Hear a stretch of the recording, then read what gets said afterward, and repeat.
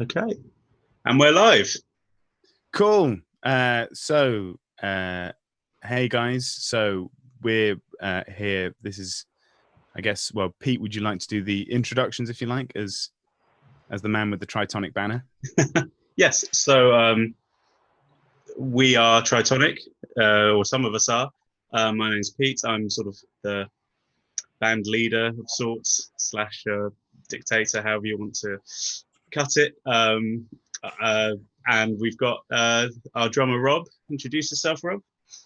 Hi, yeah, I'm Rob. I've been playing in bands with Pete for a while, and this is the latest interesting project of lots and lots of interesting songs all molded together in genres together.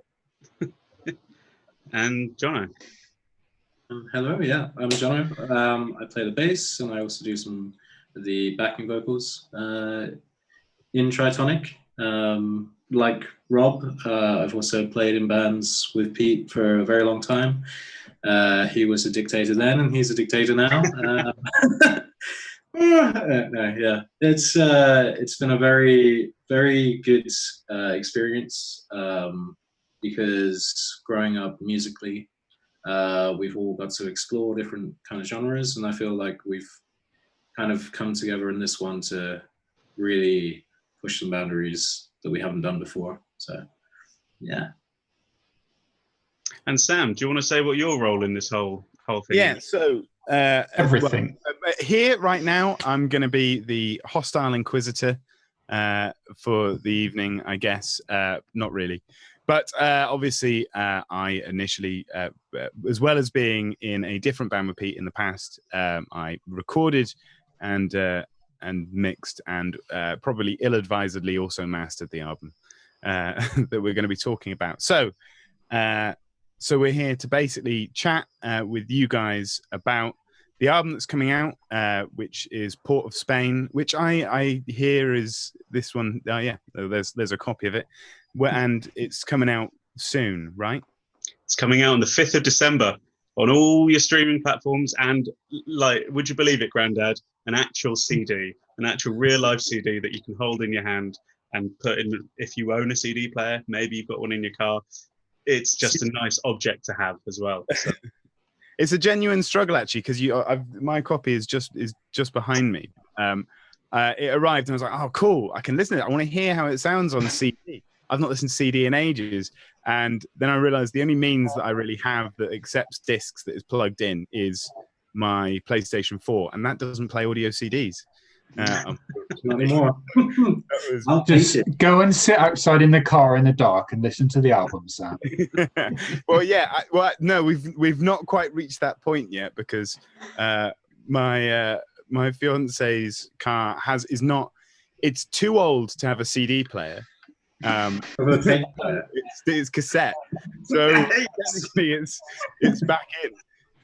But yeah, when we transition to like a crust punk doom band that exclusively releases cassette tapes, we'll have you back then. Yeah. I look forward to that. Cool. So the album's coming out though on the 5th of December. You've printed out a load of awesome, beautiful looking copies of it, and they are they're looking great, and I'm excited for everyone else to hear it and stuff like that as well. So obviously, let's just get this plug in right at the beginning, nice and early. Where can people buy that, Pete? You can buy it on the Tritonic Bandcamp, which I've no doubt will link everywhere when this is going. So the CD you can order from the Tritonic Bandcamp, but it'll also be available on Spotify, Apple Music, iTunes, Deezer, all the things. It'll be everywhere, you know. And if you ask me really nicely, I'll probably just give it to you for free. So, so just let me know. Like, you know, I think we've all been in that situation. I've got at least, in fact, in that box that you can see on my screen there, I think there's about 35 cassette tapes of an EP of a band that I was in at some point.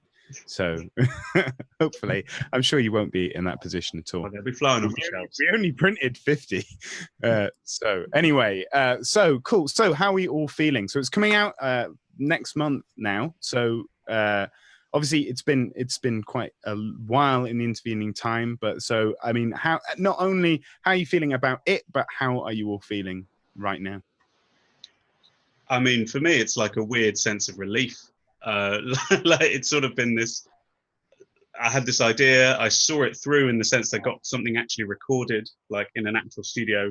Thanks to your generosity, Sam, for offering to record it, and then also these guys actually agreeing to rehearse and practice all the songs with me. You know, I just said, guys, I've got all these songs.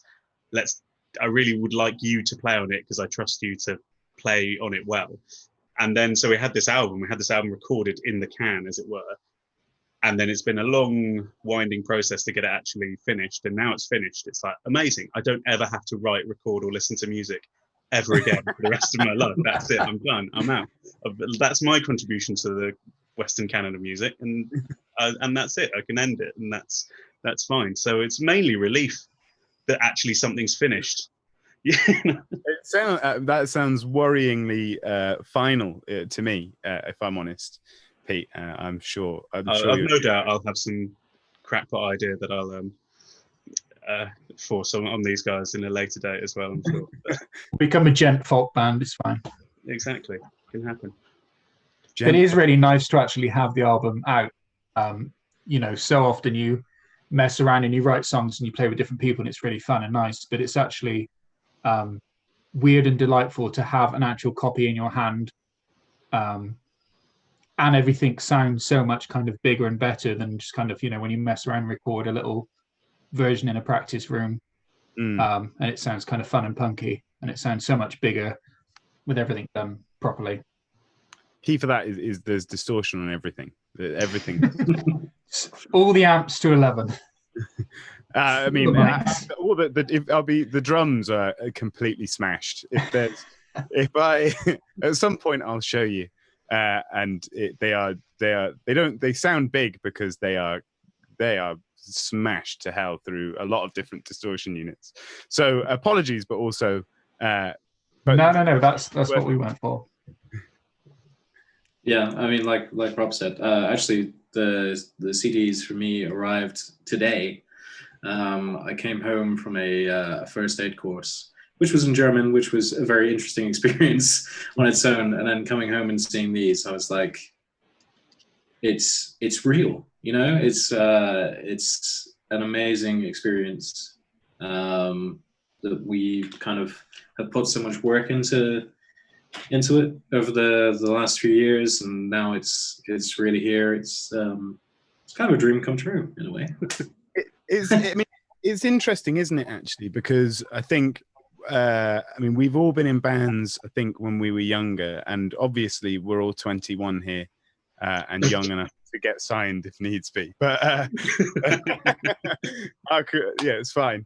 But I think there is a bit of a difference. I think when you're just at least like a bit older, you finally get to do that thing. Like I think like when we were first recording and when you guys were first recording, like it took maybe weeks to save up the £80 to go and record at the old Spice Factory studios, which we'll come back to in a bit. But that idea of having the physical copy, I think we were right at the beginning of the iTunes store and stuff like that, and having it digital only was frowned upon, if I remember correctly, by the distributors that I think we were using. So yeah, it does feel very nice to see a physical thing. I think it's a bit of a sign of, I guess, that was about our age, I guess, but having a little more freedom to do stuff like that. But in the sense, like music, you know, it's so easy to put something online now that just to go that extra step further and be like, well, this is sort of an artifact. This is a record of thing that you can to have and to hold and be like, yeah, I can show this in the future. And if like MySpace deleted everything, if like Spotify goes down, then deletes everything, then at least we can hand this down, in some ways. I think it's having a physical artifact as well is a good full stop, isn't it? Like, yeah, exactly. Yeah. A lot of people talk now about like you get artists that the album goes up, but because it's so easy now, you can be like, actually, I wanted an extra track on that, and you just edit it with your distributor. So this is very much by having the physical copy. I think you're solidifying it. Yeah, definitely. And the thing, like, it was always conceived, like the plan was conceived quite early on for these songs, almost in this order. Like, and for it to, there was an idea that it was a holistic single piece of work, despite the fact that it probably doesn't sound that way on first listen. But the intention behind it was that it was one thing, and that it was going to be one thing always. And then yeah, that's the sort of the whole statement by having it done and finished and presented as part of that. You know? Yeah, absolutely. Like an idea end to end completed. It's good. This is great then. So it's coming out very soon. I suppose like the thing that we should at least mention is, obviously we've mentioned that we've all known each other for quite a while. You three have known each other longer than I've known you guys. But we there's a lot of crossover on this album in terms of like the people that are working on it from the past. So, I mean, like, why? So tell us, tell us about what it was that you three first worked on, or at least what band that was. So we were actually, I think it started off as a school band, like a school music lesson project that actually maybe year 8, year 9, something like that. Year 8, year 9, yeah. Yeah, real thing. So we were in a band called Redfall, and we've actually recently put out. We had 3 EPs along the way from when we were like 14 up to when we were 20, and everyone kind of got too busy with university and everything and growing up and splitting apart. But we recently put out the 3 EPs, kind of a collected almost greatest hits thing. So if you want to check that out, you can. I've saved it to my Apple Music. It's on there. Oh, awesome. I was actually waiting for it because I realized that I've got a lot of like half finished mixes of your stuff, but not like not many of the final artifact. What's crazy actually is I found recently a floppy disk with one of the first ever recordings, I think it was like a band practice recording, and we managed to get it to fit onto a floppy disk. So I mean that really shows our age, I think.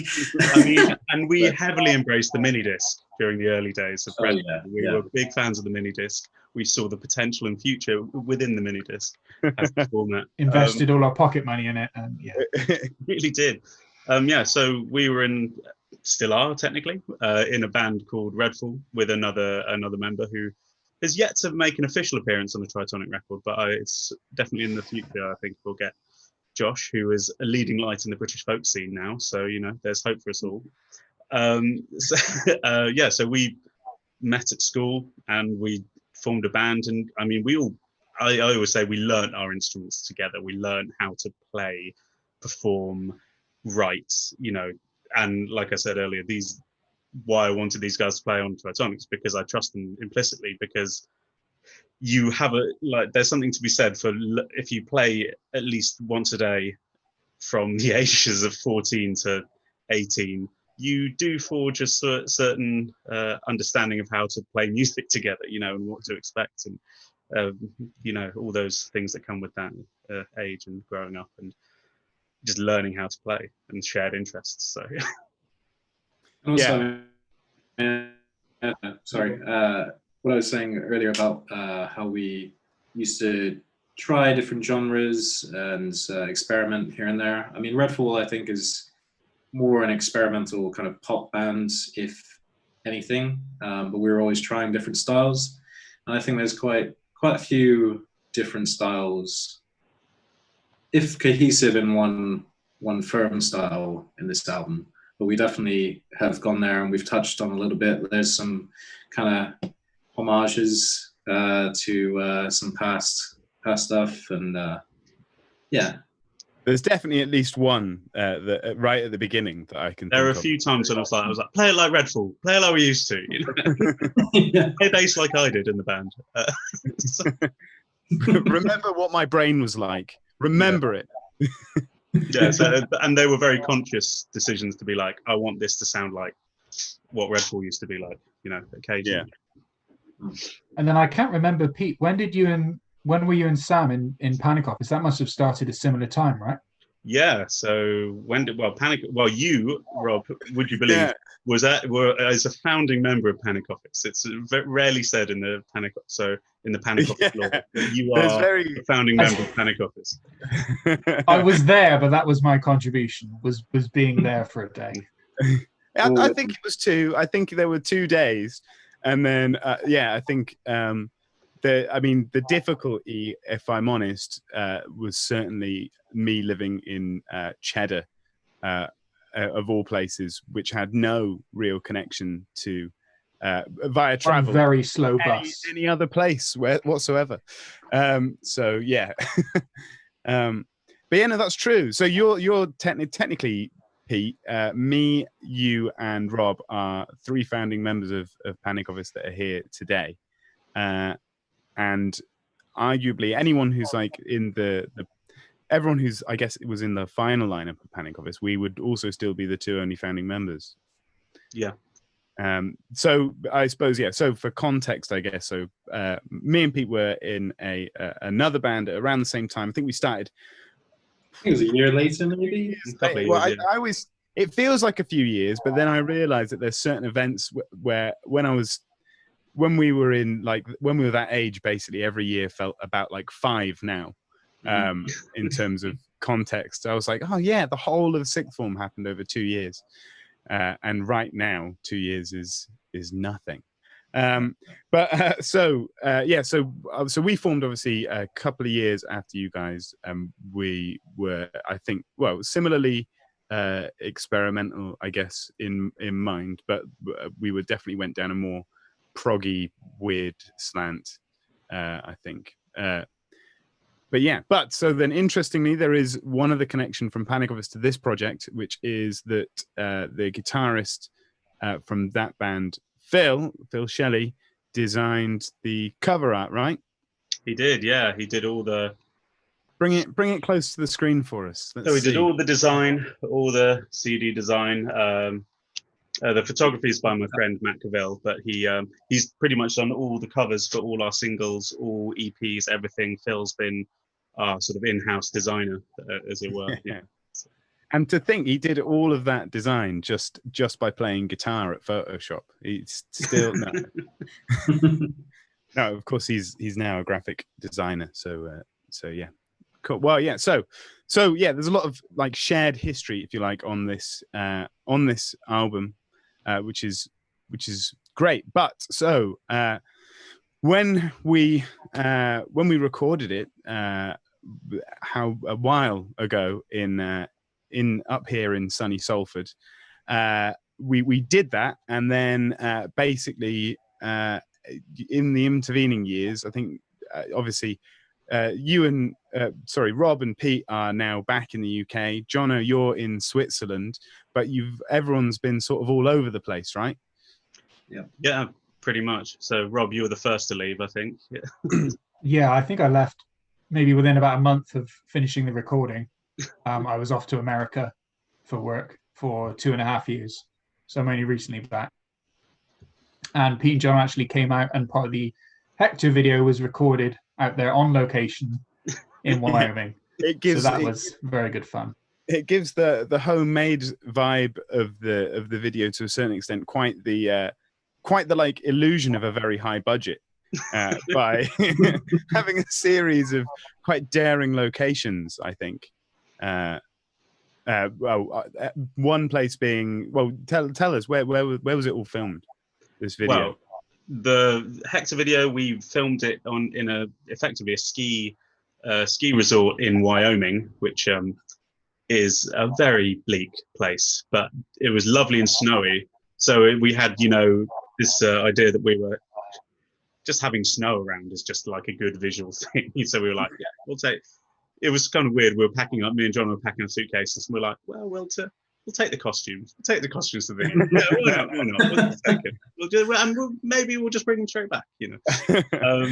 But we also filmed a bit of stuff in Colorado, up some hills there. I mean, that was just I was like to Jonno, like I've done many times. I was like, I'm thinking about doing a bit of the video. Do you want to take your shirt off? You know, so basically, stripping Jonno at every opportunity to photograph him, and some of it makes into the video. Not all. There is at least a little bit. So the video, obviously, I'm not sure when people are watching this, but the video came out today, so that's on YouTube like just now. I remember seeing a rough cut of it, I think at least a year or two ago, because of this trip to America. I think you've done the right thing in like restraining like the American landmarks that you've used, you know, like just snowy areas in Wyoming, nice hills in Colorado is a good idea, rather than just very clearly just going like, oh, and here we are at this very famous national park, and it's just like, oh, I can actually track their route through America on the video. But this is sort of like I always like filmmaking, as me and Sam will know, being in an alternative theatre and film collective back in our teens. But the idea is that if you have a camera and you're in somewhere cool, just shoot something, like, because then you've got like, just take advantage. If you're in a cool place, take advantage of it. Like that's why the video for 170, me and Jonno were in Kenya of all places, but right next to Kilimanjaro. We're in the middle of a lake bed, and I was just like, shall we just shoot a video? Like, there's no one around, there's no dangerous animals around, I don't think. We'll see them coming. And we were like, let's just do a really quick gonzo DIY in and out couple of shot video. And just because the location was mad, the video sort of becomes way cooler because of it. Like if that was in a car park, an Aldi car park, it would have a very different fit, I think. Well, so I worry that we're going to shatter the illusion in a moment by talking about why you were out in Kenya. I mean, we can pretend for the moment that it was just to shoot the video. But before we talk about that though, whilst we're talking about the Hector video, of course, it was in Colorado, Wyoming, but then in the second half of the video, you're in a fantastic like location that's quite different. I mean, like I'm guessing you're allowed. I mean, it's in the video, so it's not like it's a secret or anything. It's it's the Tate Britain, which is the most underrated Tate, and I think the most underrated art gallery in London, or the one that gets the least attention. And I love the Tate Britain. I think it's a great place, and I just thought, well, this has got some cool walls. Why should I'd quite like to film something here, like some of the video. And it's amazing if you just find the right person to email. You'd be amazed at what some people let you do, because they're like, we didn't just luck out and find it when it was quiet. That was closed for us. They let us go on after dark, after hours. Guy let us in the back, and we said, "Can we film in this room?" We went, "Yeah." "Can we film in this room?" "Yeah, why not?" "What about the main hall?" Yeah, I suppose so. Yeah. So, so we just emailed the right guy and just got to wander around, literally priceless works of art, you know, pre-Raphaelite art, everything, just in some old ex-Chinese high-altitude aircraft equipment. It's Yeah, I mean, it makes an amazing location to shoot anything, and actually well utilized on your artwork as well, which is great. And I think there's like generally like people out there, like a lot of people like to like help out like interesting and weird projects or like good ideas, like, and you know, I think you can always try and get away with like, hi, you know, can I just hire your Tate Britain, please? Thank you. So let's come back to, so Pete, you were in Kenya, right? Yeah, I was in Kenya I've in 2017, I think maybe, I moved to Kenya for work. I was teaching out there in a very bougie private school in Nairobi, which is fantastic. But and as much as I tried to, the hardcore scene in Kenya was very difficult for me to find. I did end up playing a lot of jazz and classical gigs, but it's hard to get a band going, especially if your bandmates live in either America, Britain, Switzerland, Kenya. Yeah, it's quite hard to triangulate that existence. Yeah, no, that's fair. Especially if there's no scene for it, you don't have a band, and you're just like you find an open mic night, you rock up, and the first thing you want to do is try and rip out a hardcore tune, but just on the guitar. Possibly, like maybe they've given you an acoustic at this point because it is an open mic night. Be fair. Well, what I most did was mainly blues jams, blues open mic. So I normally had to just lay down a nice little 12-bar thing on the bass, and that was the extent of my performance resume in Nairobi. Nice.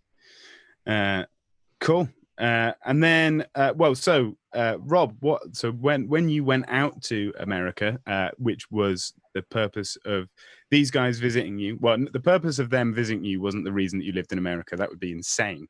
I'm going to move to America. Just cheap holidays. It was there, set up a base camp, scout things out, and then we'll. I was only there for the music video. The budget on this video, man.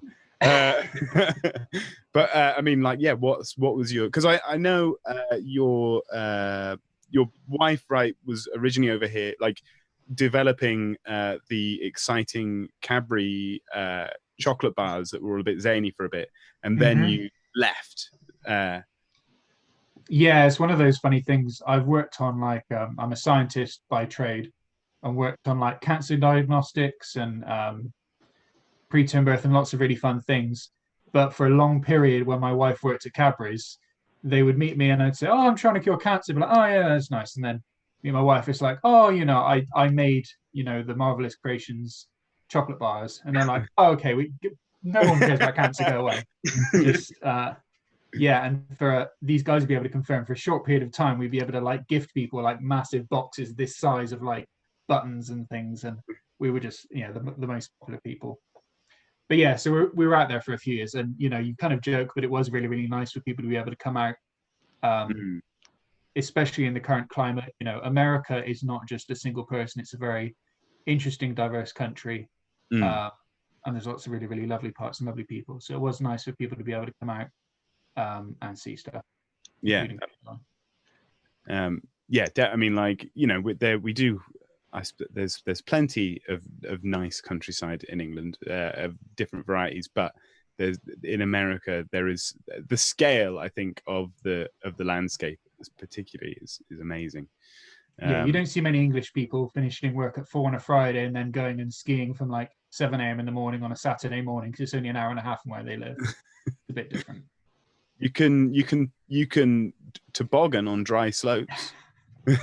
yeah, there's dry ski centers and there's I mean, like, what a beautiful part of the world to live in. Absolutely. And so, but Jonno, you are in Switzerland, and so why are you there? And also, I guess you're there for the foreseeable.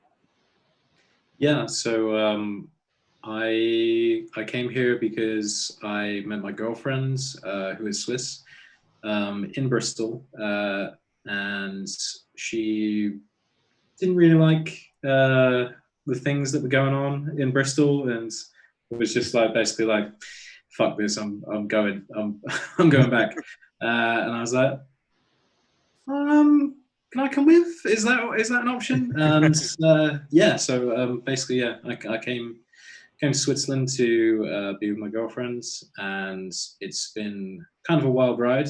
Had to learn German from scratch. Had to kind of realize that nobody cares about the British education I have, and so I've had to really start fresh, completely afresh.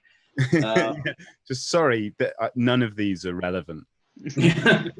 So we don't know what that means. That just sounds laughable. But yeah, it's been a good time, a good ride. I've actually got a lot musically done in my time when I was looking for work, and also with the coronavirus coming in, being on furlough. So I've actually done some producing work while I've been here, and kind of improved on my producing skills. And also, I've been making my own album. Now solo album. Pete played me some of this, but Pete is on bits of this as well. So yeah, so Pete is actually playing the bass. We've kind of swapped, swap positions in this one. It's and basically cheeky BVs, a few better cheeky backing vocals here and there, you know. Yeah, that's true. Yeah, Pete and his housemate Ben Smithers, who is also kind of historically linked a little bit. Yeah, absolutely. The joke is that Ben Smithers was the only person in our friendship group who wasn't in one of our bands. Like he managed to not be in any of them at any point, despite the fact that he is an exceptionally talented guitarist and singer. Yeah, like an exceptionally talented guitarist. But yeah, just was not in those specific bands. Yeah. But yeah, well, cool. So, I mean, are you nearly finished? Like, do you feel like you're in a position where it's still a long way off? No, it's actually really close to being finished now. Essentially, I'm waiting on somebody who is doing some guest vocals. He's going to do a verse, which Pete has also done a verse on one of the songs as well. So it'd be featuring Tritonic, which would be an interesting thing. But yeah, essentially I'm waiting on him because it's a bit of a weird process, recording and then sending stuff to be put into another place remotely. And so I've also got there's 2 more songs as well that just need to be finished, but it's a 15-track album. So it should be pretty interesting. Under 20 minutes? It is a punk album, right? So. It's a pop punk. Okay, so we're looking at about 35 minutes. Yeah, exactly, yeah. Yeah, it should be. So look out in the future. So so on this track that is featuring Tritonic, when you're playing on this track, are you featuring in it as Tritonic, or are you the entity that is yourself, or are you both? I mean, it's a bit both, really, I guess. But I think there's not really a Tritonic without Pete, so it's kind of, and also it's quite a separated thing. I mean, I'm putting just my name on. It's not going to be a band name. It's going to be. I just like just that one track, which is Feet Tritonic. He's like the Holy Spirit. He's ineffable. He can, move between boundaries. It's both holy man and holy God simultaneously. Nice. Cool. Well, so wicked. So obviously, Pete, you're back. You've been back in England now for a while. Actually, shock me. How long has it been? Since November. So it's almost been a year since I flew back, almost to the day. Yeah. Cool. Actually, do you know what? I felt prepared for that. I thought you were going to turn around and go, about 3.5 years since I came back last year, and 2020 has done that to everyone. Yeah. Oh, definitely. It's been. Well, let's not dwell on the pandemic that goes on beyond these doors. There's every chance that in a few months' time, this video recording will be irrelevant, and we're all fighting with butter knives over food. So in the order your albums now is all I'm saying.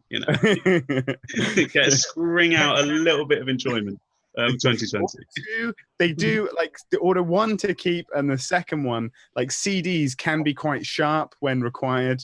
If you just so get back up, but you want to keep one, obviously. So so in the intervening months since you've been back though, Pete, you have released 2 singles for Tritonic that don't really fit with this album, right? They do in the sense that you're singing on them and there's some similar instruments, but otherwise they are quite starkly different. Yeah, one of them was a Christmas song, would you believe?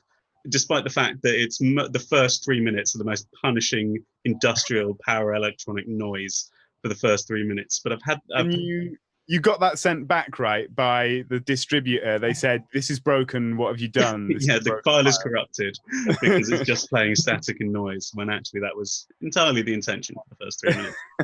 Yeah. So I had this idea for like a very theologically correct Christmas song that wouldn't actually be enjoyable to listen to. And and I saw it through to the end. No, there's moments of exquisite beauty, and you know, it's very intentional. But it was just something. I just got back from. I got back from Kenya, moved to America for reasons that I shouldn't have, and then got back to the UK. And I wanted to create, like, this was. I was back, and I wanted to sort of make something, release something, because it's been years since I've done anything, and I was like, this is a thing. This has completed it. I'll do a music video with it. You know, I'll release something, because everything else had been sort of put on hold for how many years. So that was like a sort of state, like almost like, hey guys, Tritonic is an actual thing. We're not just a thing that happened once 4 years ago. So, well, and so, but in the video that you just mentioned there as well, you wandered around London, basically dressed in a set of like battery-powered Christmas lights. And just like if you watch the video for it, you'll see it. What's it called again? The tune? It's called The Event. And to my continual, I'm always impressed by Londoners, because not a single person gave a solitary fuck about this guy wandering around London with. The most shameful thing was not wearing the Christmas lights. It was having a selfie stick and having a camera and having my phone on a selfie stick and filming me. That was the shameful bit. I didn't mind wearing the Christmas lights. The Christmas light. That I was fine with. It was owning and using a selfie stick for its actual purpose. And that was the most troubling aspect of that video for me. Yeah. I mean, yeah, like for all anyone else around you knew, you were a fledgling TikTok artist. Well, I looked like a YouTuber, or just the worst tourist. So, and to many people, they just felt like Christmas was starting earlier every year. Oh, the light man's out. It comes every year. Make a tradition of it. I'd like to see that genuinely. And then the other tune that you released is more recent. Obviously, not as recent as the most recent tunes, but my memory is shocking. Just tell us before. The Last Throes of Youth. Yeah, that's it. A song I've had a version of it kicking around since like 2011, but there's been versions of it, poor demos, and it was. The joke is, it was made in deepest lockdown. You know, almost like the first few weeks when everyone just went a bit stir crazy and a bit mad. And and the joke is that I sort of released it under Tritonic as sort of like almost a joke that this hardcore band was releasing quite pleasant indie pop singer-songwriter stuff, that we sort of steadfastly refused to do any hardcore, which I quite enjoyed. And then, you know, once again, I was making the most of my selfie stick and my fisheye lens for the video, which was mainly me just making different cups of tea. But I felt, and in this case, you know, you're not observed using the selfie stick as well, which is. Well, I think my housemate caught to me a few times, but but it sort of says it's sort of about lockdown-ish without being too much of a lockdown song, you know. There's definitely a lot of things that you can make with boiling water in it. As in drinks. Yes, indeed. Rather than just scolding myself to feel something. That's an art project I don't wish for anyone to embark upon. I think we're all thinking different things about what the boiling water is for, but nonetheless, in the context of this video, soup, it's true, or at least a nice a lovely stock. But so in the context of this video, I do really like that song as well. Actually, I think it's got a slamming chorus melody on it, which I enjoy a lot. So then that brings us basically. So we've did all that. Obviously, being in lockdown was very handy for me, because that meant that I finished mixing the album and then mastering it, which took plenty of time. But I suppose in which case, we should basically, well, like the album it's coming out, Port of Spain. Like, let's just start with like, what's everyone's favorite track? And I mean, like, if you've got more than one, or if you've got one that you had right at the beginning and you hate it now, you can talk about that and which one is now your favorite. And ones that you've grown to hate as well. Yeah, you know, all of ones that. that had so much potential and we just didn't really nail it, you know. But yeah, I mean, Rob, what's your favorite track? I'm kind of torn. All I Am and Hector are the two funnest to play, on the drums specifically. And they both have kind of banging outros that are good to mosh to, which the little 14-year-old in me really, really enjoys. All I Am, it's only kind of in later looking back, I'm realizing it actually has weird phrasing. Some of the verses and choruses have like 5 repeating chords rather than 4. And I was always kind of listening and trying to follow Pete in my head. And it's only now occurred to me after finishing the recording that that's why it was. But yeah, those for me are the most fun to play. So that's why I like them. Sweet. And yeah, like you say, like, it's got that one's got one. All I Am's definitely got one of the big endings on, as is Hector. In fact, that's where the distortion does reach an absolute maximum on basically everything. But so, okay, then, well, before we get to you, Pete, what's your favorite track, Jonno? It's kind of difficult because I think when we were writing and recording, I definitely had certain favorites, which have now kind of decreased, and some of the others, which I think at first, like, I kind of maybe thought were a bit more just kind of simple, maybe a bit less interesting. But now over time, they've really kind of they've got their own shine. So I really enjoyed The Cliff, and I thought that I've never really used sample work before, and that really, really works well in The Cliff. There's a lot of interesting samples that Pete put together for that track, definitely. Yeah. But now I think some of the more, dare I say, poppy kind of tracks, Realpolitik, which you can check out now. You can get as a download with the pre-order. Yeah, it comes free with the pre-order. And also Battleship, which is more of a straightforward punk rock song. I think that might be my favorite, and just Hector as well. Yeah, there's kind of no beating Hector, I think. So favorite third of the album is how you feel about it. There's a quarter, favorite quarter of the album. There are songs that are growers and songs that are showers on this album. It is one of those ones you can listen to, and some of the tracks will jump out at you, and some of them, you'll grow to love more and more, and they'll become your favorites on your sort of 7th, 8th listen. Yeah, and I mean, as you guys have mentioned, there's quite a lot of difference. And I know when we were cutting the final master, I mean, one of Pete's requests was that every track comes in basically as fast as humanly possible after the last one.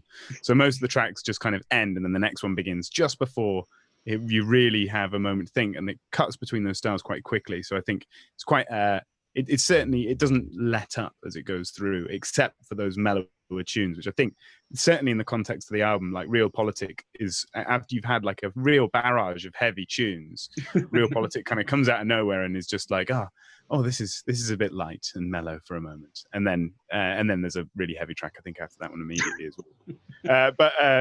So it's like a refreshing beverage, on a hot summer's day, and then you get in, have that, the glass with the ice and the lime in there. Yeah. I mean, there was a very much an intention to sort of front load the album with like some of the more brutal, heavy stuff. Basically, because like we say we're a hardcore band, and we are mostly, but then and I sort of wanted that first bit to be like, people were like, oh yeah, this is clearly a hardcore band, and then sort of it would change like as the album would become a little bit different, you know, by the end. But it was still sort of loop back around a bit, you know. So, but there was an intention to make the first 3-4 tracks just an oral assault, if you will. You know? Well, so, but then if you can possibly choose, Pete, you know, you shouldn't have a favorite child, but what do you have any tracks that you feel turned out well? Okay, first up, what's your favorite track, and then do you have any specific tracks that you feel like came out the closest to how you imagine them in your head? Well, I've got a couple of things here now. There's like The Cliff was one of the last songs I wrote for the album. The others go back to like 2011, 2008. Some of them are old songs. Wow, yeah, that is, yeah. Like Hector is an old song, but yes, I remember. Well, yes, there's lots of reasons behind that. But the Cliff came late, but because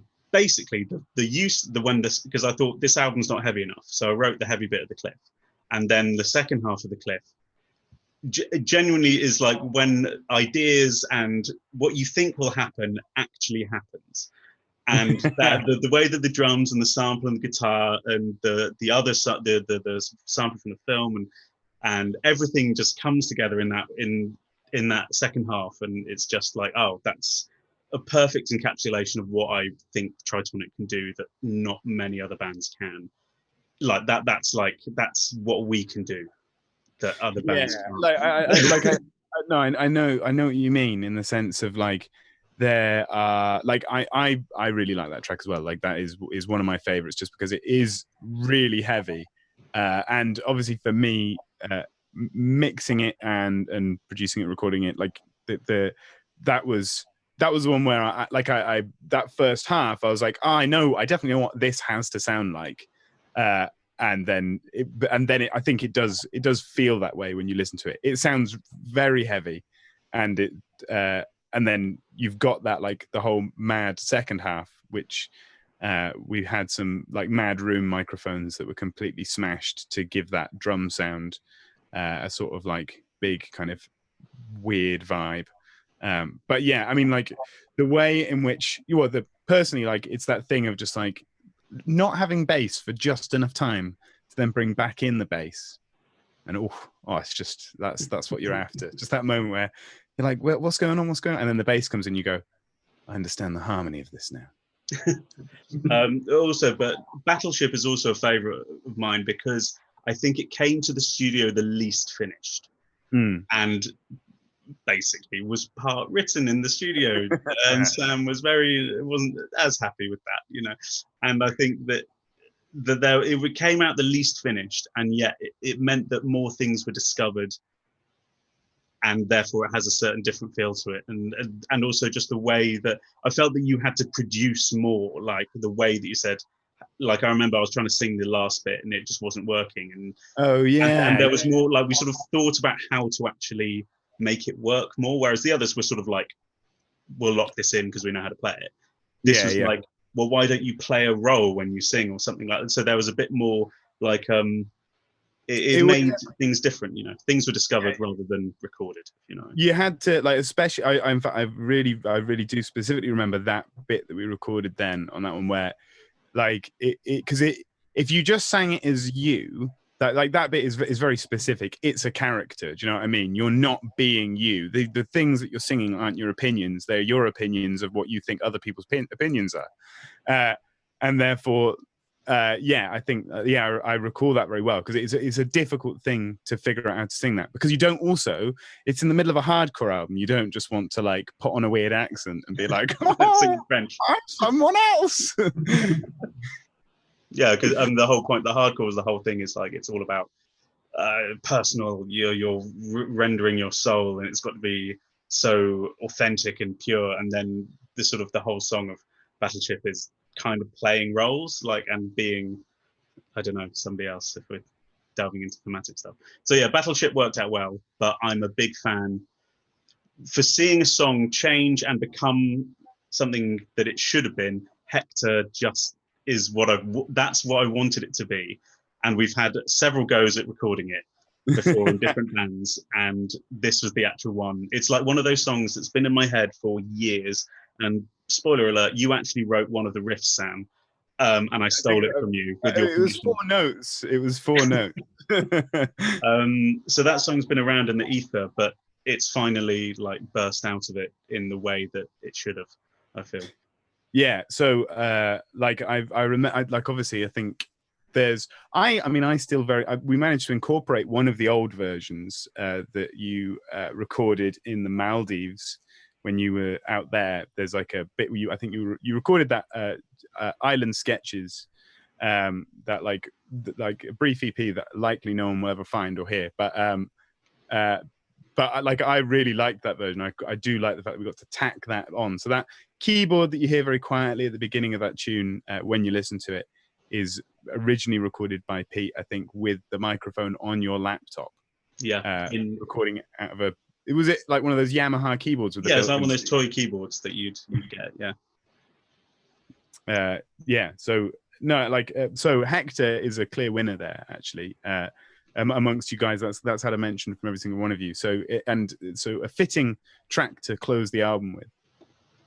Yeah, and it was always written to close the album out. Like that was always its sort of intention. But but we also, like, during the rehearsal stuff, like I had the song and like it was, but then like all the songs, were there, but I presented them to Rob and Jonno, and they made them far more than what they necessarily were originally. Like. Yeah. Couldn't have done without, like basically most of the time was like, oh, should we just play that again, but in halftime and really heavy? Should we just make it sound big? Should we make the end sound massive? And we're like, yeah, let's do that. Should we just okay, so this time, halftime heavier. Yeah. I mean, you say that, there's at least 3 songs where that applies. Yeah, I mean, I think actually specifically the 2 that Rob's meant, definitely All I Am and Hector definitely do that. And of course, yeah. In fact, you've given the game away, Pete. That's it. Now everyone will do it. The flaming I just noticed all of Pete's songs at the exact point that the golden ratio kicks in, they they all do this one thing. Wicked. Okay, well, yeah. So I mean, I have to agree with you, Pete. Like I love the Cliff, and I mean, I do very much like Hector. Like I think that we worked on that one for quite a long time, and it went through a lot of changes.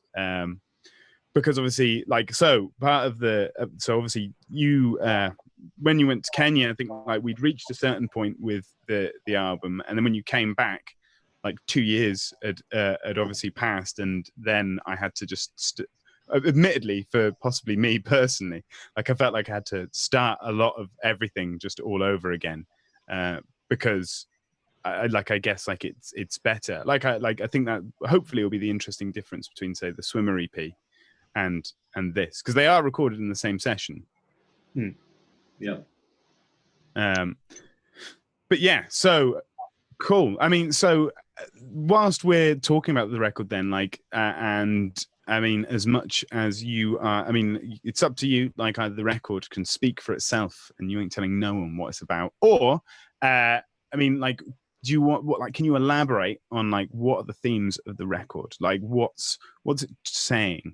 Without obviously leave as much to what people need to discover for themselves as you want. But I think, I mean, lots of the songs are, they are personal, and they sort of pick on like little different sort of personal anecdotes without being too immediately direct, saying, but that's the skill. Like I sort of labor over lyrics and also don't at the same time. Like sometimes like, oh, that'll do.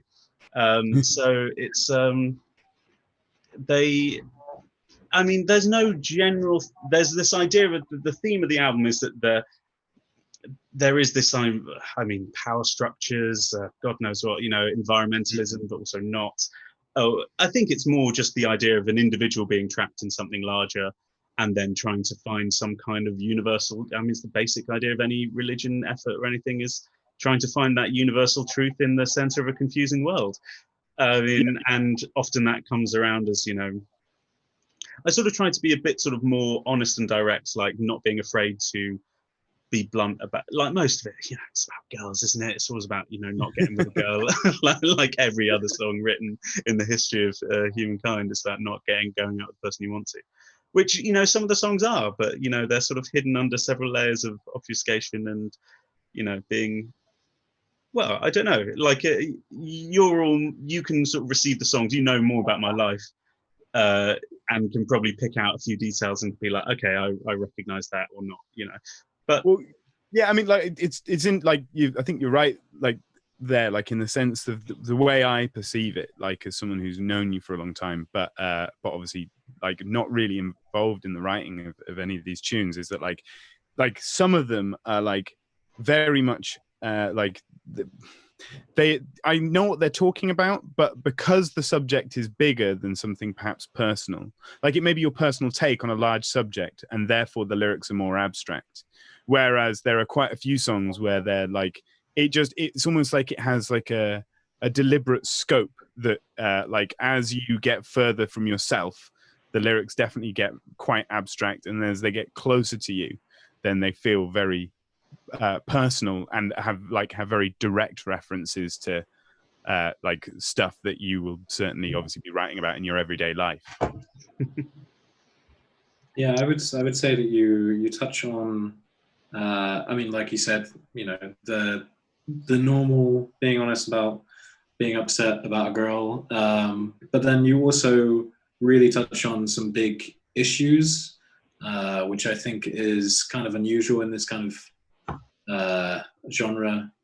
Maybe not like, there's a lot of hardcore music that talks political and everything, but I think you more touch on ideas or ideals, more than just a specific I hate the Tories, or like. I mean, that's in there. I mean, that is definitely in there quite explicitly, like to the point where I almost called Battleship fucking Tories. I thought that was a little on the nose. But I think, I think the idea that I do like a big sort of swinging idea, like God and man and all that kind of stuff, but the idea is that you have to experience that, from the personal, which is the Hector's an interesting example, because originally it was written and I was being really pretentious, and I was like, oh, it's about Priam and Hector and the Iliad and the Odyssey, and it's like using all this really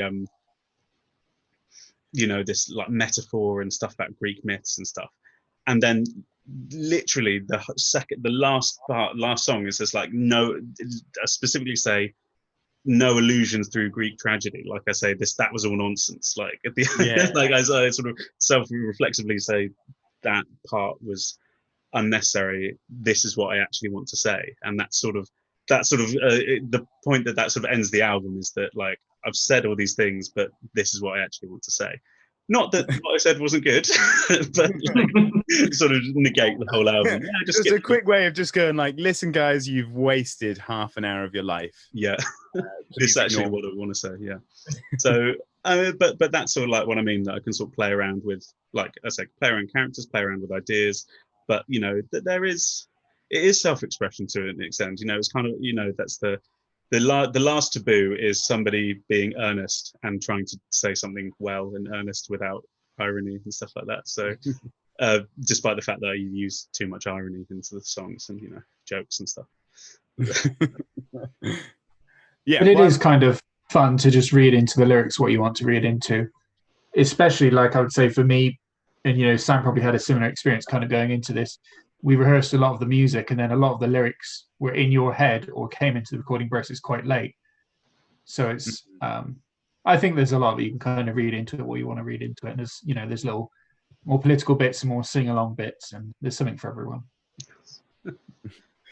It's a true amuse-bouche of emotional moods to try out and see where you stand on it. But I mean, speaking of that, there is one bit that I wanted to mention, as it's quite relevant today, the day that at the moment, as far as we are aware, Donald Trump is not going to be president and Joe Biden is going to be president.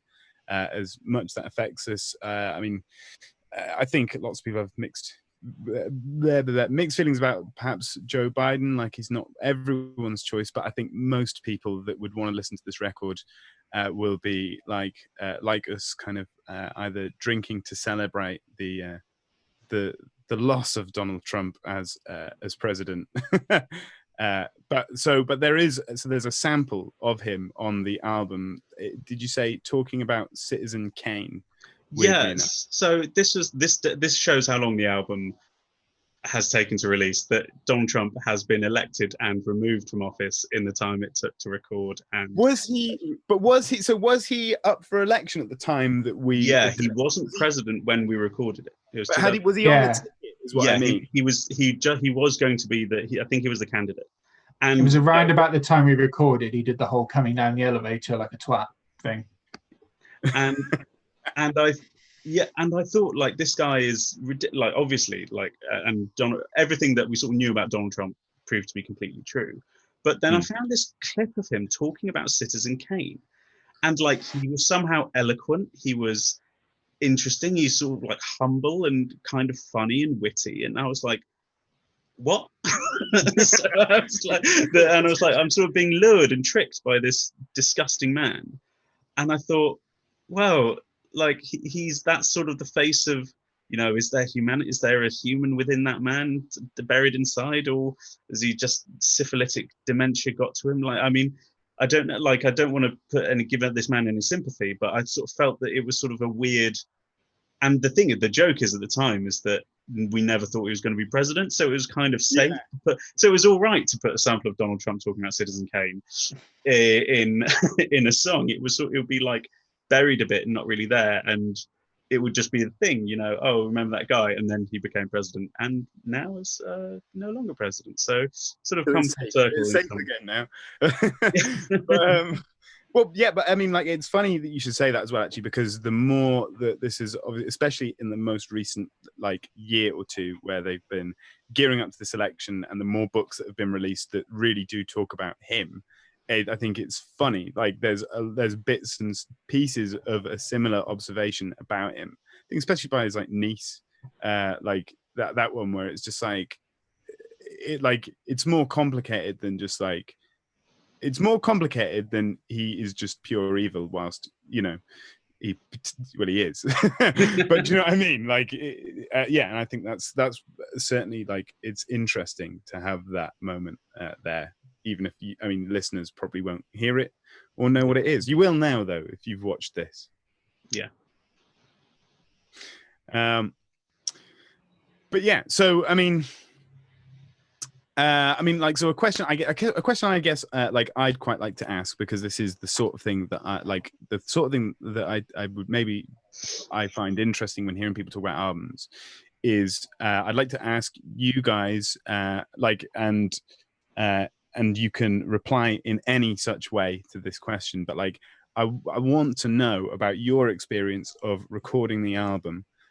And you can either imagine that I was the person that recorded it, or for this case, imagine that I'm not, and that's entirely up to you. But I like, you know, like, how did you find the process of recording it? Because we did it over, like, what was it, 4 days or 5 days? I think it was 4, wasn't it? I think it was 4. Yeah. It was a tight turnaround, whatever it was. Yeah.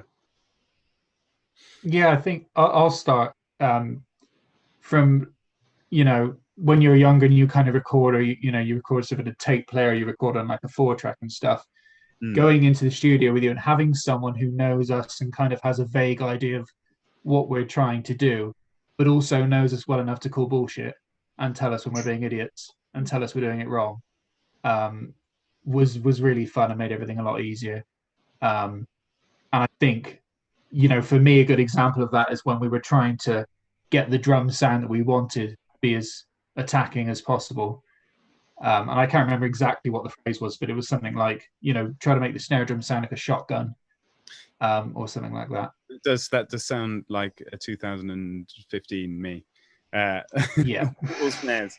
It's not changed much, except snares must now be longer as well. It must be like a slow motion shotgun.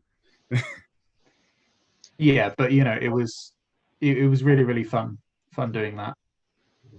Yeah, I mean, because the idea was that we were trying to record. We did all, like, a lot of all the drums and stuff, lots of things were performed live. Like there was a real live feel to lots of the tracks, and some of that was probably, we did overdubs and everything, of course, but like the original thing, it was a sort of real sort of tight live experience, which I appreciated, I think. Yeah.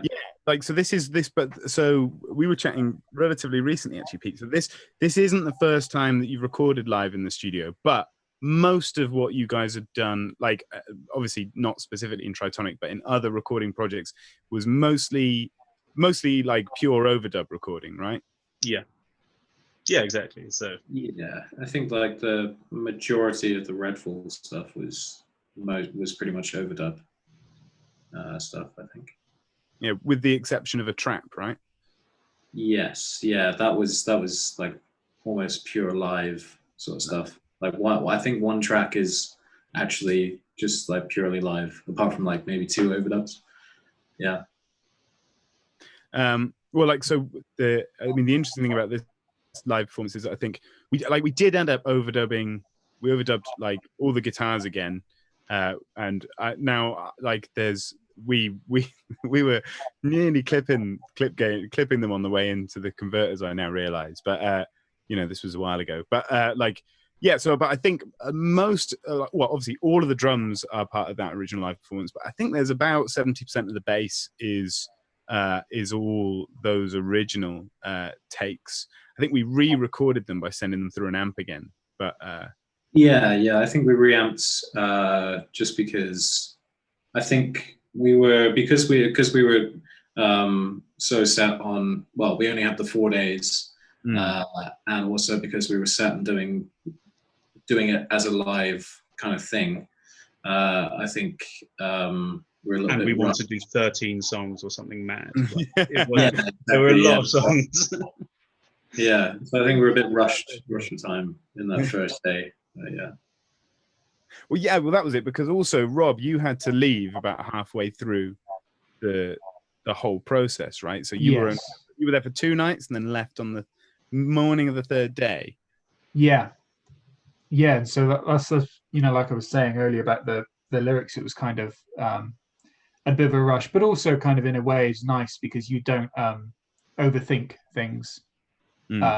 There's lots of little bits. I think sometimes you can spend too much on it and it becomes a bit not organic, not authentic. So this was very much kind of as it would sound if we were playing it live. So with a lot of the drums and the bass and stuff as well. And also lovely for me now to hear the final record because it sounds very different than when we were just kind of absolutely smashing out in the studio for those first 2 days. Yeah, it's totally. I mean, I think, it's funny when you guys mentioned Battleship, actually, because I think that one definitely you get the feeling of the live performance of it, like right the way through that, especially that opening bit. It is like chaotic, like it feels punky, it feels like vibey, I think. But I mean, like I'm trying to think. Yeah, you'd have had it would have been some pretty old cans that I think you'd have been wearing as well when when recording it. So yeah. But even when we were on breaks in between some of the takes and stuff, we were out in the hallway working out like backing harmonies for some of the vocals and penning things down, and it was a very kind of do it all there kind of feel to it, I think.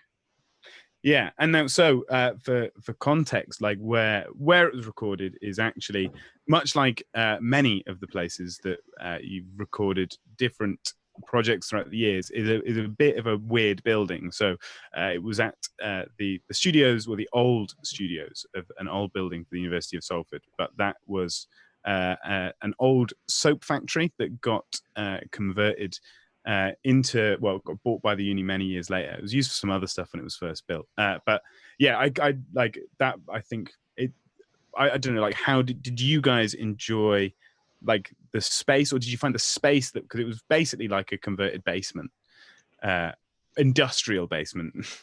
Well, the lift was actually incredible. I think it was one of the old school lifts. Yeah. The woods, I think, and then the doors could shut. Yeah. Sorry, Pete. Yeah. Well, I was going to say, like, what I was excited was it was an actual recording studio. You couldn't say otherwise. Like it had like Yeah. a live room, it had a desk, had proper mics. For me, it was like the most professional place I've ever recorded, and probably will.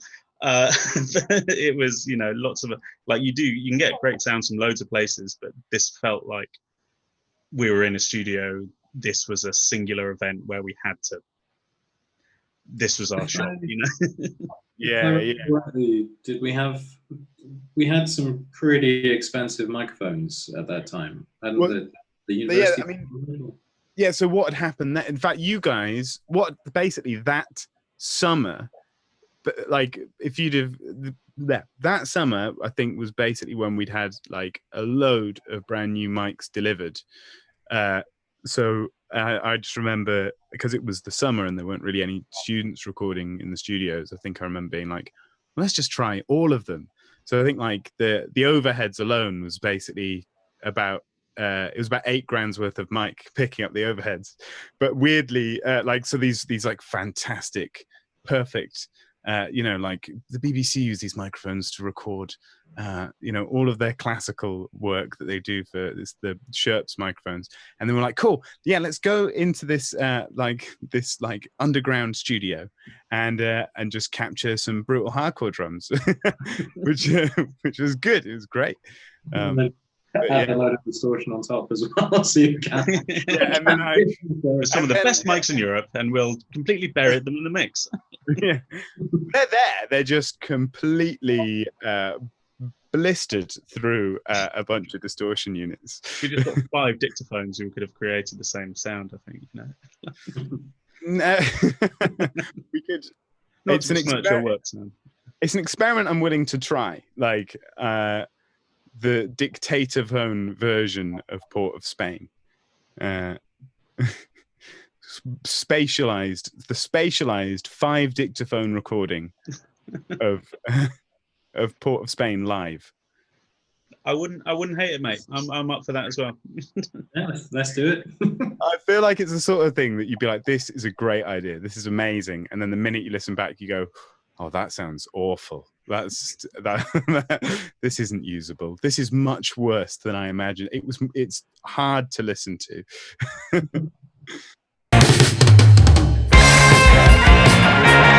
Cool.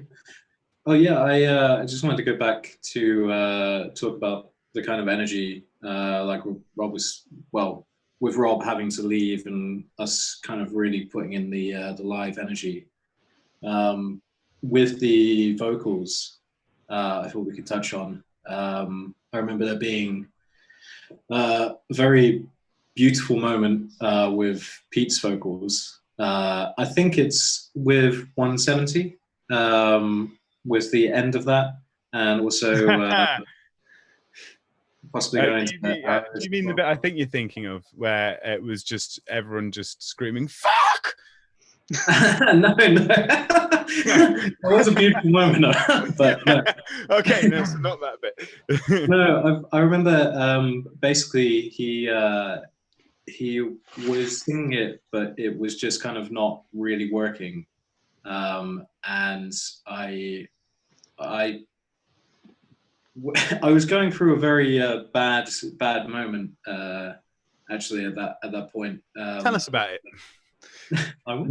There was a day, I think it was just after Rob had left, and it was kind of a guitar overdub kind of day. I just found out that my girlfriend had cheated on me, which was I just had a really terrible day of just kind of being sad and depressed and not really knowing what was going to happen when I got back from Manchester. So with the vocals, there's some real kind of raw emotion that came through, especially on the screams. I mean, you're going back to the Swimmer EP with Swimmer itself. The vocals, I don't think I've ever been able to. Yeah, there is some serious screaming on that one, like especially from you, Jonno. I remember mixing that, and it's like you're getting closer to deaf heaven there instead of hardcore. Without a single effects pedal. He's just actually like shredding his vocal cords. It's like creating like reverb and like delay. It was actually a location recording that. Like you were just down the hall and we just held the microphone at the other end. No. He was just on the phone screaming away. Like, Skull!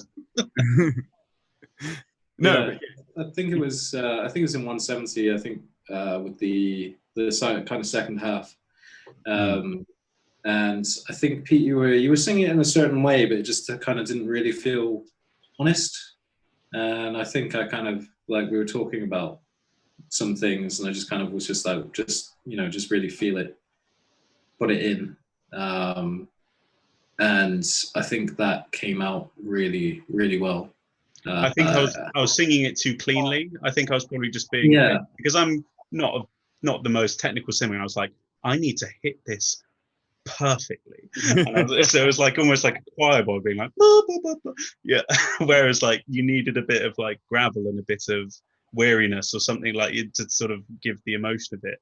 I was singing it a bit too almost robotically, like just I was like, I have to sing this perfectly, to hit all the notes. Whereas that actually didn't matter as much. I think that's actually something that's put you in an interesting position in the recording of this album, Pete, in the fact that like the project existed, I think, before any of your live gigs. Oh yeah, we'd never gigged as we were just a record. We were like the reverse Beatles, Well, yeah, and as you said, like you weren't really like also you weren't really like rehearsing the vocals, so it must have like I think it was something that I was at least to begin with a little ignorant of at the time, which was just the fact, or like not like I think I knew it, but obviously didn't like I wasn't putting myself in your shoes immediately of the fact where it was like, okay, we're going to record vocals now, Pete. You've never really sung before. Go. Obviously, you have sung, but like as the lead singer of just being like, here's a whole album, begin recording it now. Like, I think it must have been an interesting dynamic, right? I mean, yeah. I mean, basically, I was terrified and didn't know what I was doing. And and I think like the thing is, it's been so long. It's been 5 years since we recorded it almost. Like there's a bit of me that would.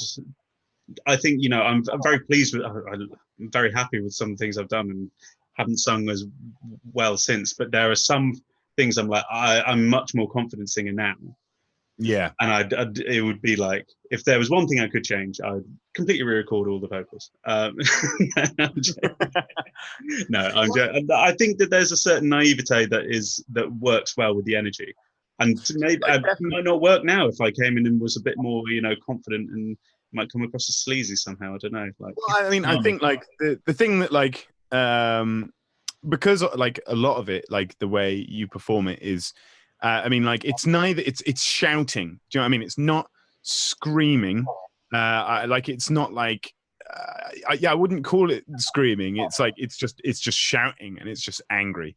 But like I think that kind of there were a few things that kind of worked towards the album there, in the fact that I think because towards the end of that recording process, it was reaching a point where you just basically spent an entire day just shouting really loudly in a studio into a microphone, and I think you can hear like a weariness to some of the later like heavy stuff that really worked. It's the verses on Battleship.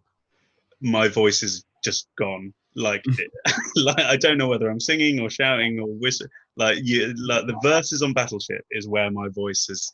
That's like the last thing that we recorded vocally, and I think you can very much tell compared to some of the other tracks.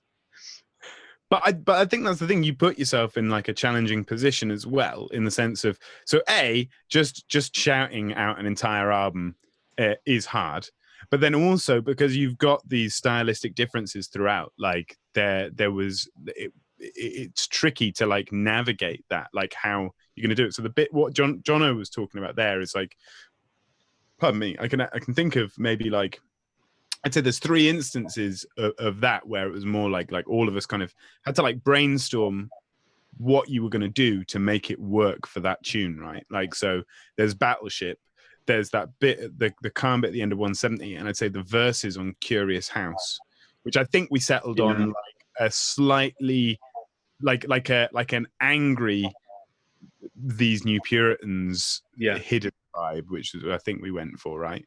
Yeah, that because the main problem is that I basically want to be a rapper, and that should never happen. Nobody should allow me to do that ever. And I've always just basically wanted to be like a 90s boom bap hip hop stuff, and that is a dream I will never achieve.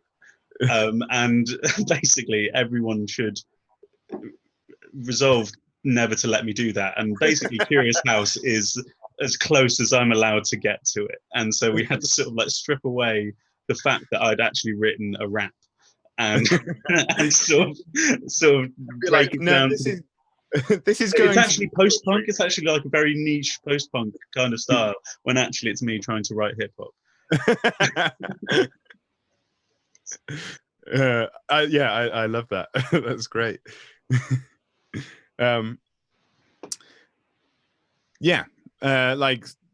So I mean, the whole turnaround was like in a very short amount of time, and then obviously it did take me like a while to mix it, and then a while for it to really come around where it was like on the horizon that it was going to get released, and even then it was suddenly like, okay, let's delve back into this. And I think that's a really interesting thing though, and you must feel like similar. I think like because when mixing it, you're looking at all these decisions that from my point of view, decisions that I made when I was recording that perhaps, like you say, would do differently now.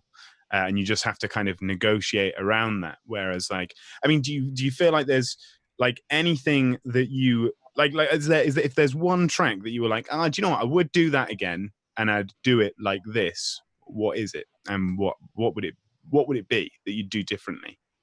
I feel that, I mean, without like tearing the album apart and saying why it's awful, I'd say that there's bits of the title track, Port of Spain, I'd either add more, like I basically think I probably would have added more or shortened things, or just basically probably just edited probably a few different things, maybe done things stylistically, added a few more things, just had it been a bit, not necessarily bolder, but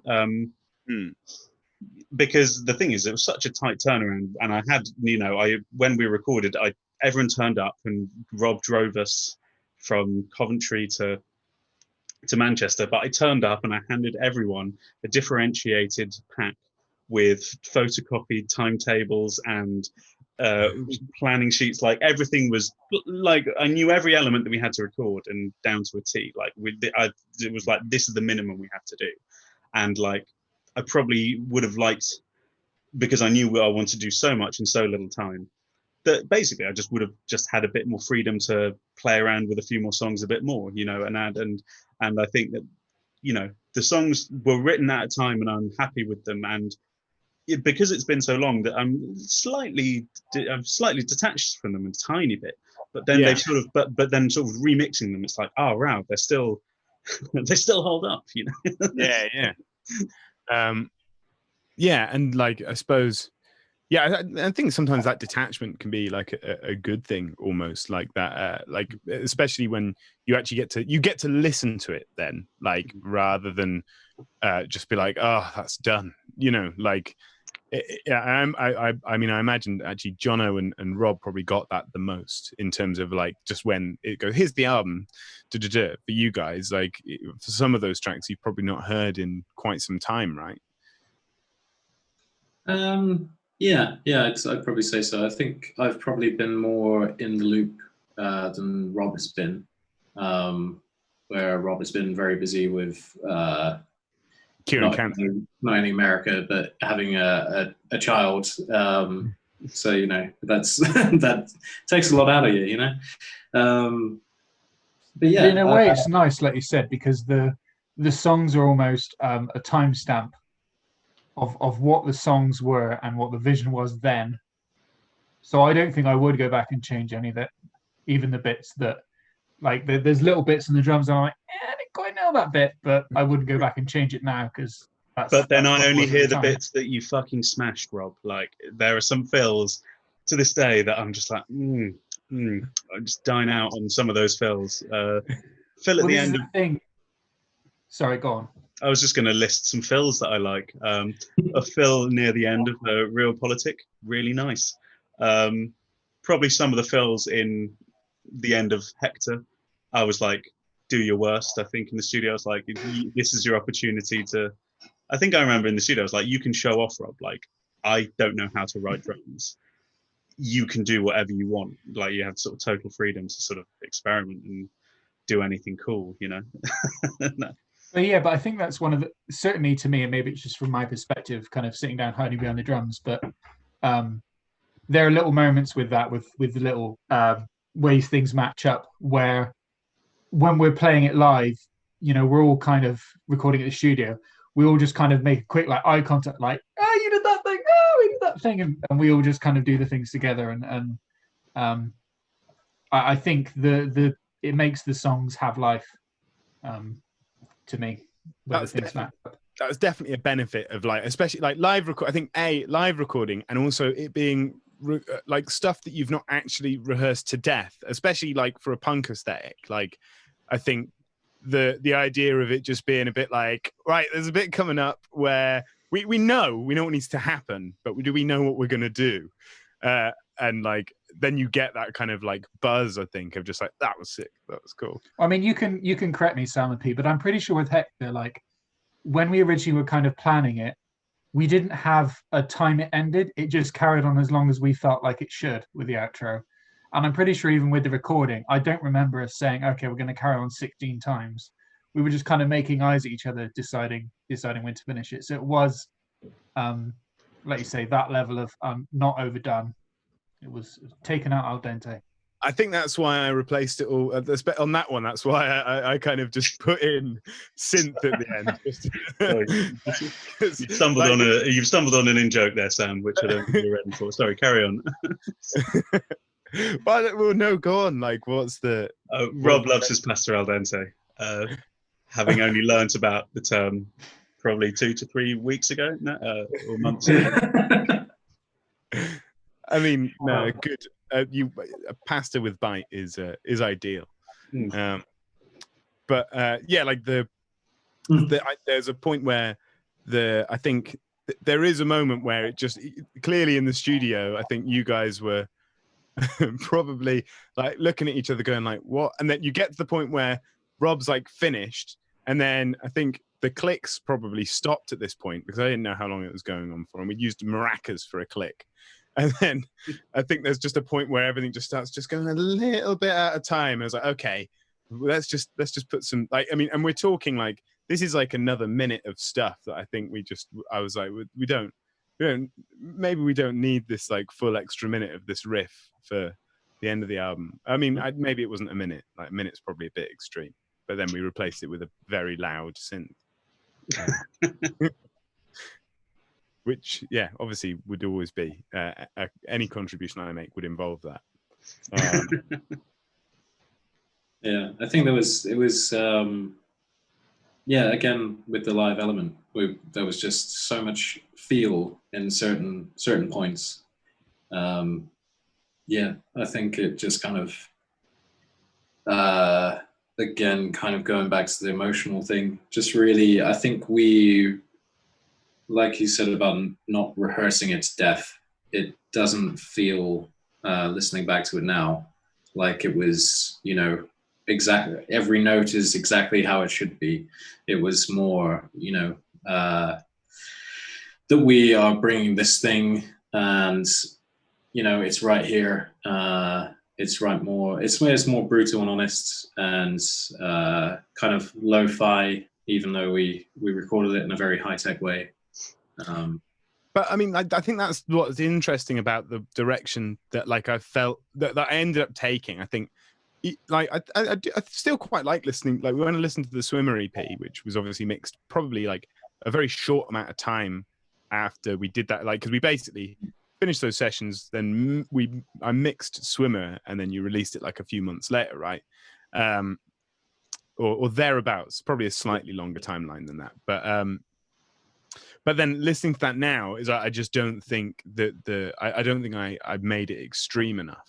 And then what was quite nice is that like I really don't care now, like whether that's too much, like say too much saturation or too much distortion, or like it's done. Do you know what I mean? It's not the same as just say slapping a distortion on the song. Do you know what I mean? It's like the drums have a very specific amount of like saturation and then a bit of distortion and then a lot of parallel stuff going on. But I think like is that it needed to match the performance that you guys had done in terms of the live element, and it needed to just be a bit more like fucked up, like in terms of a record from a mixing perspective. Do you know what I mean? It had to kind of match that, which was also then interesting because that kind of had to be applied to say Curious House and Realpolitik, like those two tunes, which I think originally Pete was like, I had very much in his mind, like these are going to be wicked, like well recorded indie tunes. And then I think like I remember sending you some of the final mixes or some of the mixes like that led towards the album, and it was like, oh, this is quite different. The thing is, like, there's some on some hard drive somewhere. There are some mixes of the sort of poppier stuff that is just so smooth. It's just so beautifully, like it just sounds like one of those 80s albums that was like massively overproduced and just like everyone's like clear as a bell and perfect.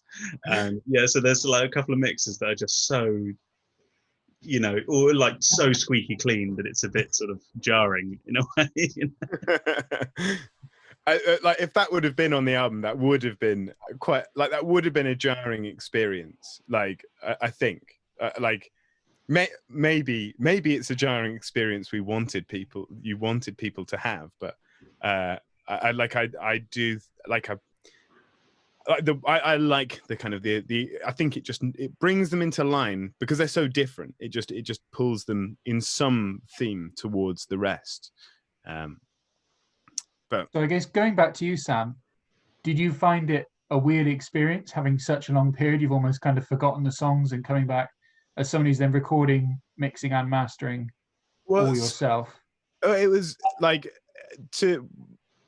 I suppose the thing was that like there were quite a few tunes that like because like we did On the Way Home. So the single version of On the Way Home, right, sounds very different to the version on the album because that's a mix from like a few years ago.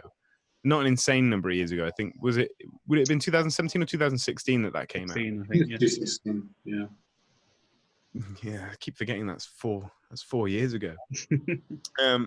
But like there was, I mean, like I kind of, pardon me, either way, like I was dipping in and out of it, like throughout. But like it's definitely interesting because there's certain moments where you look at it and you go like, ooh. Like the key one being, and this will be boring to anyone who doesn't care about tech, but like we had 2 pairs of overheads on the drum kit, right? One of which was, I believe, like we had a spaced pair that were like directly above the kit, and then a spaced pair that were directly behind the kit. Sorry, Pete. But like the point is that like I have no idea. I just labeled them as like overheads 1, overheads 2. And I will never know now, like which one's which. And the ones that get used per song change a lot, like because they've got completely different timbres, but despite being very similar microphones. So that's kind of interesting. But the thing is, like, it's more going back and just completely disagreeing with yourself on that, like on the mixes that you did before. There's certain ones where I'm like, what was I doing there? I'm glad I'm remixing it now. Just clean the whole thing, clean the slate, and just start again, which was interesting. Oh, I should probably mention the girl that cheated on me is not my current girlfriend. I just realised that she would probably not right back. Sorry. Oh, he did look. When you said clean the slate, I was like, oh, I should probably clean that slate here. Just for the record, you know. Yeah. Yeah, indeed. Well, okay. So, well, right. So, I mean, guys and or Pete, I feel like Pete, you're the one who really knows the answer to this question, but anyone can jump in. Like, what is what's next for Tritonic? So the album's coming out. You've said that this is it. You're never going to release music again as a joke. So I'm asking, like, what happens next? Well, I mean, genuine without like showing all the cards. You know, there are in my head and on my phone about 50 different notes where I'm like, this EP idea. I think because the length this album took, I shan't be making another album for a while. I feel very much the future will be more punchier EPs, you know, where I can just sort of maybe see one idea. You know, there's lots of songs demoed and recorded, and you know, and the idea were there to be a change in our status due to pandemic. Like 2021, I want to be back in the studio. I think I've got some solid songs that would be recorded, you know. And so I've got one idea where it's going to be very much, you know, set of clear songs, kind of in a similar vein to Port of Spain, you know, that sort of mixing styles, maybe a bit more raw punky. I mean, this one I plan is that I want to actually just use way more piano, like as a sort of, you know, because I'm actually quite good at the piano, and I don't use it enough, really. So, like these, but then, you know, I have all these other. Once a week, I'll have an idea for an EP that, you know, I'll be like, well, I'll just get into like coding and just like code a load of like really niche synth music, or like, oh, I'm going to create a doom album, but that's going to be entirely improvised. And like these are like I joke, and these are where they start, and then they might end up somewhere slightly different by the end. But there are totally like it's good to have the really like out there ideas, and then eventually you'll know what's like at some point it will become something feasible rather than just an abstract. Like pretty sure that we could just improvise a technical mathcore album. Yeah, well, like we could.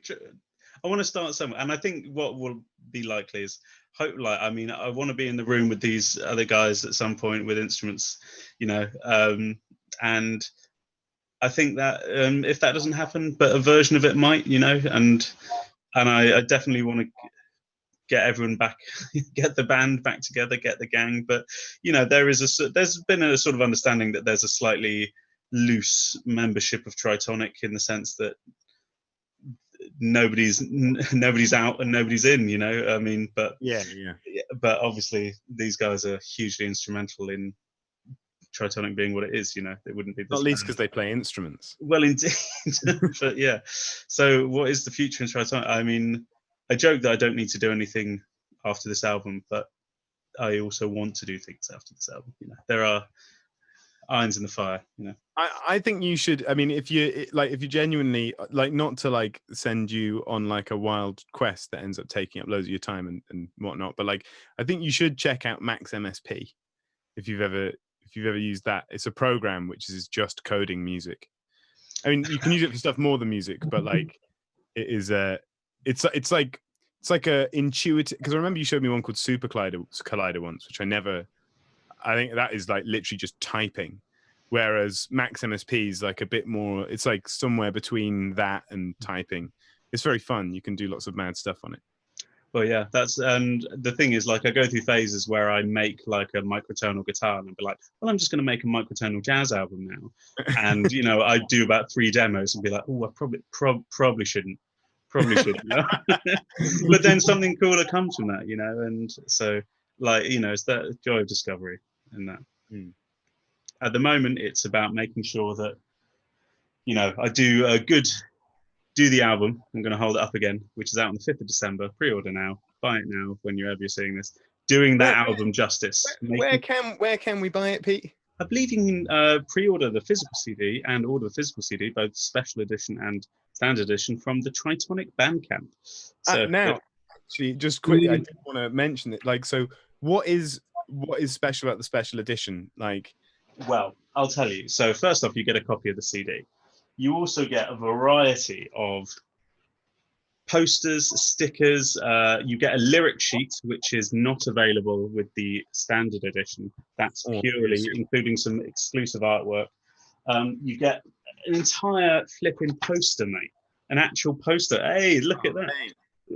real poster, a genuinely beautiful photograph by my friend Matthew, of us on the tape written. But the real treat is a bottle of Tritonic bitters, orange and pomegranate bitters, which are lovingly crafted, like the album, by myself, for your enjoyment and consumption. They do. They make a fantastic old fashioned. I might add. Just a stand, like a solid 10 out of 10 old fashioned. But yeah, we did tangent there just slightly. Like you were saying, something will come from albums coming out on the 5th of December. You would do this album justice, or not? Maybe that sounds a bit weird. You'll give it the life it deserves. Yeah. And that's like, there's like a lot of things. Like I thought I'd get Phil to do some beautiful artwork, but also just like just doing the music videos and everything, just to be like, this is an actual, just almost like, if I believe that we're the biggest band in the world and pretend that we are by having like music videos and pre-orders and special editions, you know, it's sort of, you know, I'm sort of, what's the word that people talk about? I'm you know, summoning it from the universe, you know, making willing it it into existence. Yeah, exactly. Molding the world to my will, you know. I like it. Nice. Well, so I mean, we've chatted just about like everything Tritonic there, but I mean, like, is there anything that like that you want to say to anyone or me personally? Well, I mean, without getting only a few beers in, but you know, I'm immensely thankful for, you know, the friendship that Rob and Jonno have given me, and yourself, Sam, but also the fact that you three guys took your time out of your busy schedules to actually, you know, it's not as if you did this for monetary gain. It's purely like the force of my will forcing you to do it for me, but also that you wanting to do it. You know, that's sort of somewhere that are going above and beyond friendship in some ways. You know, like I've got friends who wouldn't make a hardcore album with me, you know, who are friends who I love dearly, but you know, you're the guys who are actually you know, putting the money where the mouth is. I like how specific that context is. There are... No, Pete, that is where I draw the line.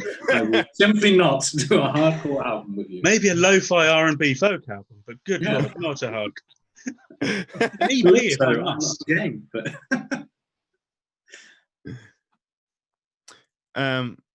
cool. Well, thank you very much for answering my, let's face it, like quite easy questions.